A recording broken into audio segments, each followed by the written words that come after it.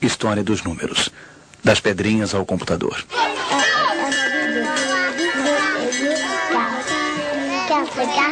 Adições, subtrações, multiplicações, divisões. Hoje em dia, os estudantes passam boa parte de sua vida escolar aprendendo a calcular. Mas que época! Números em tudo. Códigos de barra, cartão de crédito, telefones. É preciso uma memória e tanto. No entanto, contar nunca foi tão fácil. Brincadeira de criança. Por isso os adultos preferem a calculadora.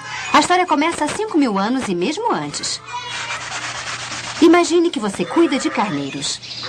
Nem papel, nem lápis. Mas você pode contar com pedrinhas. Você sabia que a palavra cálculo significa simplesmente pedrinha? 3 carneiros, 3 pedrinhas e assim por diante. Além disso, a natureza nos dotou de um instrumento de cálculo. Os 10 dedos. Mas como se lembrar do resultado? As pedrinhas, pelo menos, podemos guardar no bolso. Um dos gestos mais antigos do mundo era o de gravar nos ossos tantos riscos quanto fossem os carneiros.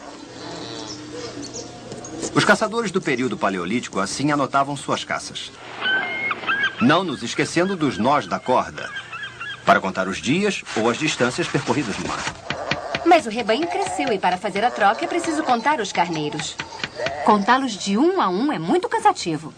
Mas suponhamos que seu passatempo favorito é separar as pedrinhas por cor.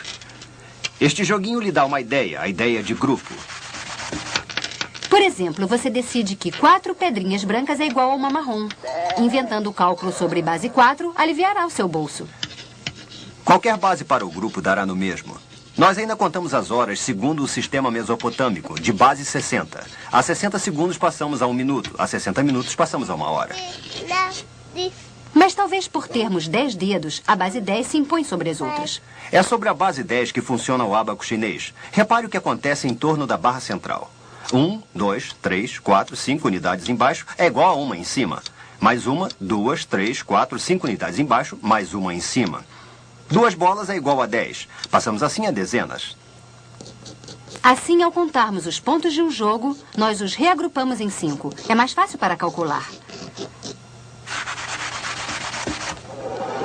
3.000 anos antes de Cristo, primeira escrita dos números. Os romanos utilizam seu alfabeto. I igual a 1, V igual a 5, a forma da mão.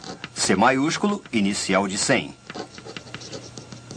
M, inicial de 1000. Aprendemos estes números na escola porque ainda estão em uso. Mas calcular por escrito é muito complicado. Os romanos utilizam o ábaco para contar. É por volta do ano 700 que os hindus do norte da Índia têm a ideia de um alfabeto específico para os números. 10 sinais para representar todos os números e apenas os números. Os árabes trouxeram esta grafia revolucionária para o ocidente no século X. O 0, representado no ábaco chinês pelo vazio, finalmente encontrava sua representação. Agora voltando, os números árabes permitem as operações escritas.